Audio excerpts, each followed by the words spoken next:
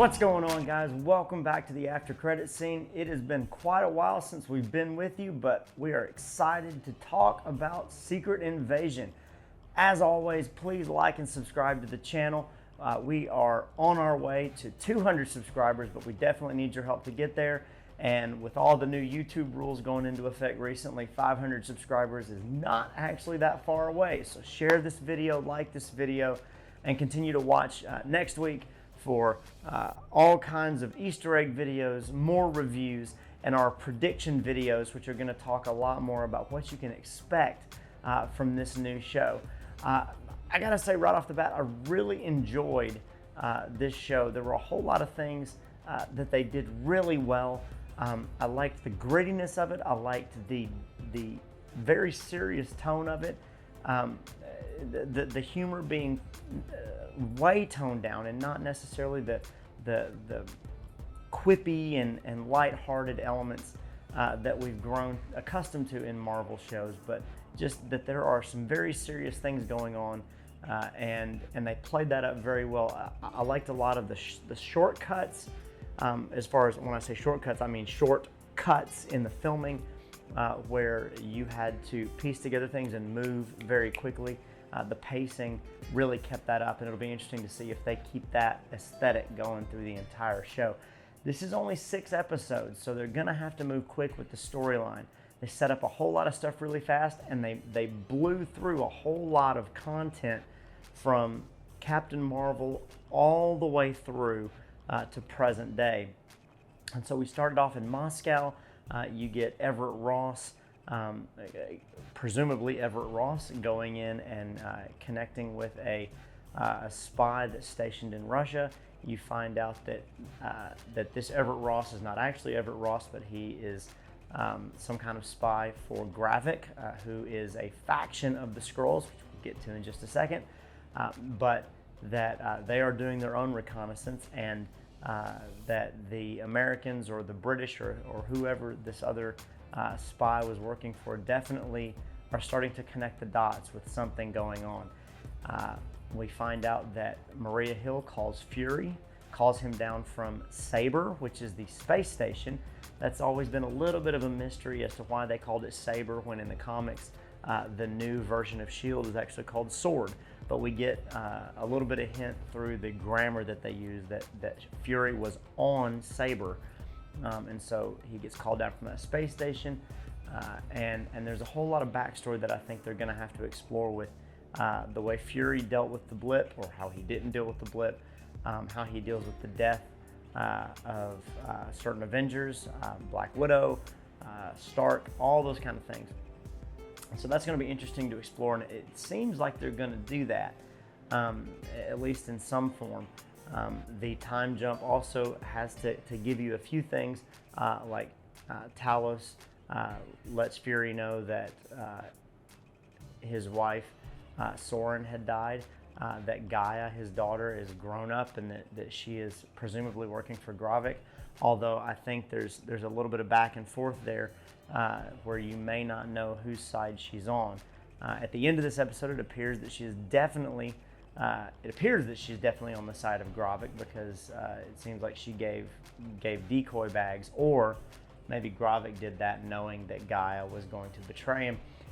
Either way, it's another layer of who do you trust, who do you not trust, who is who, and Gravik ends up being, in that last scene, what we always knew in Captain Marvel and other movies that the Skrulls could become, which is these people that can shapeshift quickly, that you never know who is who, and in a moment's notice can take you out very quickly. And so who to trust, how to trust them, what's going on is definitely going to be a very difficult thing. Again, going back to the main story and kind of picking up these beats, we learned that Gravik has been hiding in some of these irradiated zones in Russia, and so it makes it very hard to track. We learned that Skrulls are immune to those kinds of radiation, so they can hide in these places. And with the Global Repatriation Council, from the Captain America storyline, Falcon and the Winter Soldier storyline, and all these different things after the blip, makes it very easy for these Skrulls to move around. We also found out through Talos and some others that the Skrulls were helping out because they were waiting for Captain Marvel and Fury to hold true to their promise, which was, basically help protect us, help protect Earth. We will help find you a new home. And then with the blip and all these other things going on, those people disappeared. And so knowing who to trust and whether or not Fury or Captain Marvel were going to keep their promise, the Skrulls start to kind of unravel a little bit, and their council on Earth, which was made up of Talos and Gravik and several others, starts to kind of war against itself, and we find out that Talos is definitely, it says he was kicked out of the council, and that Gravik kind of takes over his own path. When we see the area that Gaia calls New Skrullos, we find out that Gravik is holding humans hostage, that he is training his own Skrulls to be warriors, and you get a little bit of detail there that Gravik is, at least to his people, he might be seen as a healer, as a hero, but Gaia makes a comment that if you are not a warrior, you have to stay on the compound. You're not allowed to leave, and it makes it seem like these refugees are given protection, but that idea that you're not allowed to leave definitely makes them prisoners. And Gravik is obviously out for control, and not to trust him from the beginning, but these allegiances and the way that Talos does not want to hurt his fellow Skrulls, I think is really going to play a big part moving forward in this storyline. We got introduced to Olivia Colman's character, Sonya, very early on. She's an MI6 agent. So all of these different pieces, I think they did a really good job in this first episode of introducing these different pieces. If you paid attention to the intro credits, there was a lot of elements of places of power, the White House. We got to see Rhodey with the new president, who is played by Dermot Mulroney, which is going to be a very cool character to flesh out. I think that's going to be awesome. But Rhodey's in a position to be very close to the president, and what that's going to look like and how that's going to play out is going to be interesting to see as well. But again, in those intro credits, you get a lot of places of power. You get some chess games. You get a lot of imagery of who to trust and different sides and different people and all this kind of things. And so, obviously, with the Skrulls, that's definitely the play there. But the storylines of world powers and spies and espionage and all of these different things playing out in this new type of world, that post-blip, is going to be very interesting to see how they handle that. Wasn't really much indication as to whether or not this takes place before or after the Marvels, because I say that because in this first episode, Fury comes down from Saber, and so he's not on the space station. The only thing we know about the Marvels so far as it relates to Fury is that we see him in the trailer on the Saber space station. So did some of that stuff happen then, and Talos talking about Carol Danvers disappearing as something that happened as a part of the Marvels, or does the Marvels take place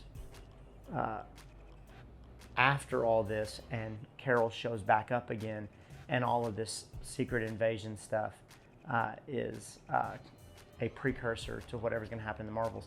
I tend to think that rather than this is some kind of weird, backwards time-telling type thing.